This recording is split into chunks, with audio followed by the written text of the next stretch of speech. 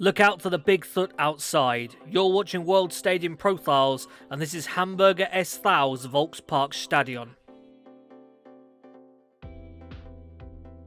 The Volksparkstadion name is a reference to Volkspark that the stadium sits on the edge of, the largest public park in the city of Hamburg. It's located within the Bahrenfeld district on the western side of the city. The Volksparkstadion serves primarily as the home of Hamburger Sportverein, doing so since 1963. The site has held a stadium since 1925. The original Altenaer Stadion used the major fixtures and occasional games involving local club Altenaer SC von 1893. It wouldn't be until the early 1950s that the Altenaer Stadion underwent serious work, becoming the initial variation of the Volksparkstadion and inheriting its now traditional name. Construction was between 1951 and 1953, opening on the 12th of July that year. It was a 75,000 capacity giant built on the ruins of Eimsbüttel, one of Hamburg's districts that had been destroyed by bombing during the Second World War. After the formation of the Bundesliga in 1963, Hamburger SV made the move to the Volksparkstadion, leaving their Sportplatz am Rotenbaum home, where they had been since 1910. It could have been SC Altona who got this move to the Volksparkstadion, but the chance was missed, and history has seen a flipping of status, with Hamburg now considered one of Germany's giants, and Altenaer being a lower league side despite a good level following.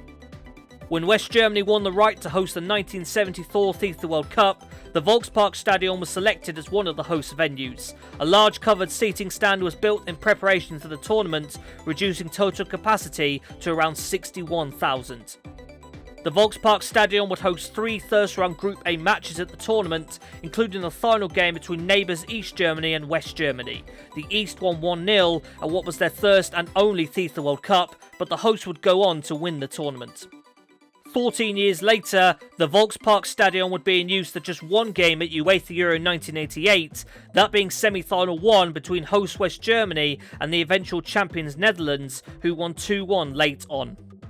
By the mid-1990s, there was a real desire for renovation. The concrete bowl of the Volksparkstadion was great to size, but was disliked among German football fans through its difficulty to create and maintain any atmosphere. At a cost of around €100 million, the Volksparkstadion was rebuilt between 1998 and 2000, which included rotating the pitch 90 degrees to take advantage of better views and better sunlight. The previously present track and field facilities were removed, developing a football-specific stadium with large stands and a light membrane roof. Its official opening came on the 2nd of September 2000 as Germany beat Greece 2-0 in a FIFA World Cup qualifier. The new-look stadium would eventually bring with it a new name, as American web portal AOL bought naming rights in 2001, and the ground became known as the AOL Arena. This deal lasted until March 2007, when HSH Nordbank, nowadays known as Hamburg Commercial Bank, bought the naming rights and turned the stadium into the HSH Nordbank Arena. Between 2010 and 2015, a third naming rights deal was struck up, this one being with Dutch company Imtech. That deal ended not long before Imtech was declared bankrupt in August 2015, and the traditional Volksparkstadion has returned to regular use ever since. In preparation for the 2006 FIFA World Cup, where the stadium went under the name FIFA World Cup Stadium Hamburg, an electronic access system was installed, as well as a new press centre, a new covered warm-up area on the site, and higher security measures. Hamburg held a total of 5 games at the 2006 FIFA World Cup, 4 group stage matches, as well as quarter-final 2, where eventual winners Italy beat Ukraine 3-0. Other notable events at the Volksparkstadion include the 2010 UEFA Europa League final, won 2-1 by Spanish side Atletico de Madrid against English club Fulham, and the heavyweight unification boxing match between Vladimir Klitschko and David Haye in July 2011. Ukrainian club Shakhtar Donetsk made use of the Volksparkstadion for the European Games during the 2023-24 season, unable to play at their normal home stadium with the ongoing war in Ukraine. Crowds to their 3 Champions League group stage matches averaged 47,695. The Volksparkstadion nowadays sits within a complex that Hamburger SV use as their training facilities. Immediately north is the Barclays Arena, used for handball, ice hockey and concerts over the years. Head immediately northeast of the Volksparkstadion and you will find a large statue of a thut.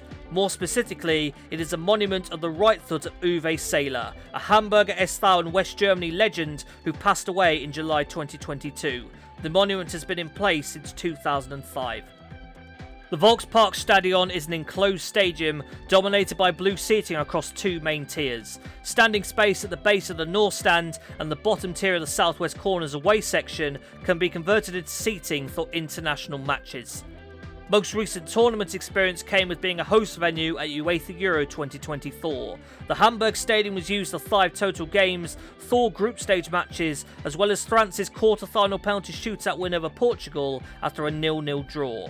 Average gates across all 5 games stood at 47,379. Maximum capacity at the stadium at the time of writing, meanwhile, sits at 57,000. Have you had the chance to experience the Volksparkstadion before? Let us know in the comments below, and be sure to subscribe to the Matchday Man for more stadium profiles like this one. I'll see you then.